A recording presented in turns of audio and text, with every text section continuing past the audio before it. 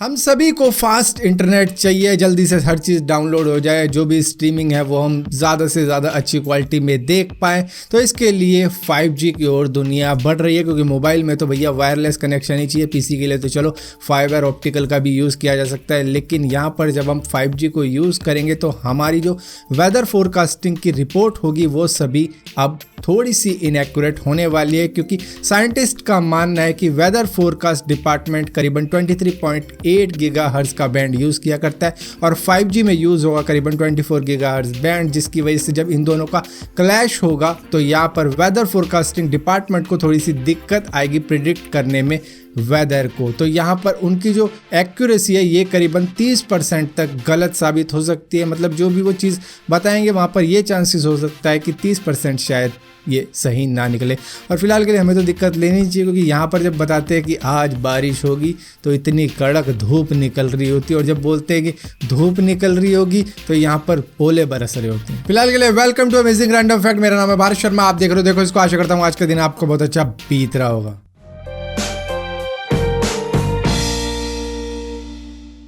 US के Texas के अंदर रेड लाइट कैमरास को कम्प्लीटली बैन कर दिया गया, जहां पर इनका काम ये होता था कि अगर कोई व्यक्ति रेड लाइट को क्रॉस कर जाता है तो उसके घर पे मेल आ जाता था कि भैया आपने वहां पर रेड लाइट क्रॉस करी है, जहां पर आपको अब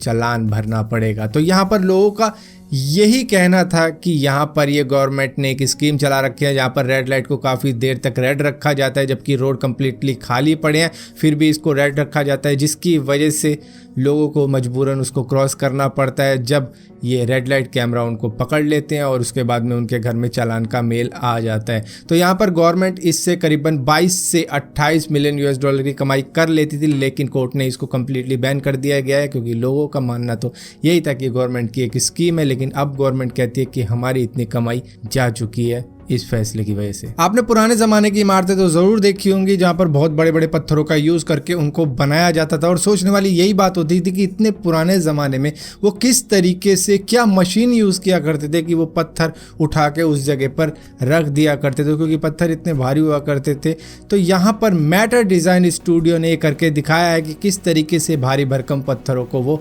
मूव किया करते थे, और यहाँ पर इन्होंने करीबन 1700 केजी का भी एक बड़ा सा पत्थर अकेले ही मूव करके दिखा दिया था। साइंटिस्ट एक स्मार्ट आर्टिफिशियल इंटेलिजेंस को बिल्ड कर रहे हैं जो अपने आप ही हैकिंग किया करेगी और इसी के साथ साथ उसके लूप होल निकालती रहेगी, जिसकी वजह से जो भी हैकर होंगे उनके लिए और भी ज़्यादा मुश्किल हो जाएगी कुछ भी चीज़ हैक करने के लिए, क्योंकि ये एआई अपने आप ही हैक करके ये सारे लूप होल ढूंढती रहेगी और उसके बाद में उनको फिक्स करती रहेगी। तो इस वजह से यहाँ पर लूप होल बहुत जल्दी भरते रहेंगे। ये बात तो मैंने आपको पहले भी बता रखी है कि गेम्स ऑफ थ्रोन देखने वाले इतना चौड़े होकर घूम रहे होते हैं मोहल्लों में कि मैंने गेम्स ऑफ थ्रोन देख लिया। उससे पूछो कि कहाँ पे देखी, वो टोरेंट से डाउनलोड करिए, और इसी वजह से गेम्स ऑफ थ्रोन दुनिया का सबसे पायरेटेड शो बन चुका है, जिसको सिर्फ पायरेसी पे ही ज़्यादा देखा जाता है। और इसी के साथ साथ गेम्स ऑफ थ्रोन को चाइना में बैन कर दिया गया है, क्योंकि उन्होंने हुआवे को बैन किया है। तो ये जो ट्रेड वॉर चल रही है, तो यहाँ पे चाइना भी कह रहा है कि मैं भी ये सब करना जानता हूँ। कई बार आपने मूवीज के अंदर ये सीन तो जरूर देखा होगा जहाँ पर रिवॉल्वर के अंदर एक गोली डाल दी जाती है और उसके बाद में उसको घुमाया जाता है और कहते हैं कि चला किस्मत को टेस्ट करते हैं, जिसके बाद में कनपट्टी पे लगाते हैं, गोली चलानी शुरू कर देते हैं। जिसका खांचा खाली निकलता है वो बच जाता है, जिसका खांचा भरा हुआ निकलता है वो मर जाता है। अब इसी तरीके से हॉस्टन का रहने वाला एक 19 साल का लड़का यही सेम चीज़ कर रहा था, जहाँ पर उसने जैसे ही गोली चलाई उसकी किस्मत ख़राब निकली और गोली चल गई, क्योंकि वो वहाँ पर रिवॉल्वर नहीं बल्कि यूज़ कर रहा था एक सेमी ऑटोमेटिक पिस्तौल, जहाँ पर उसने एक बुलेट तो डाली थी उसके अंदर, लेकिन वो एक सेमी ऑटोमेटिक पिस्तौल थी जो चेम्बर में उसको अपने आप ही लोड कर गई और वो चला गया। पूरे यूरोप में करीबन 2000 से ज़्यादा मैन मेड टनल्स मौजूद हैं, जिसके बारे में आज तक किसी को भी नहीं पता चला है कि ये क्यों बनाए गए थे, किसने बनाए थे और किस लिए बनाए गए थे। इनको बोला जाता है अर्डस्टेल। 1980 में एक मूवी आई थी जिसका नाम था कैनिबल होलोकॉस्ट, जिसके अंदर इस तरीके के सीन थे जहाँ पर आदमियों को मारा जा रहा है, काटा जा रहा है। यहाँ पर इसी वजह से इसके डायरेक्टर रुगेरो डियोडाटो को अरेस्ट कर लिया गया था, ये समझ के कि इसने इस फिल्म के लिए कई लोगों की जान ली है, कई लोगों को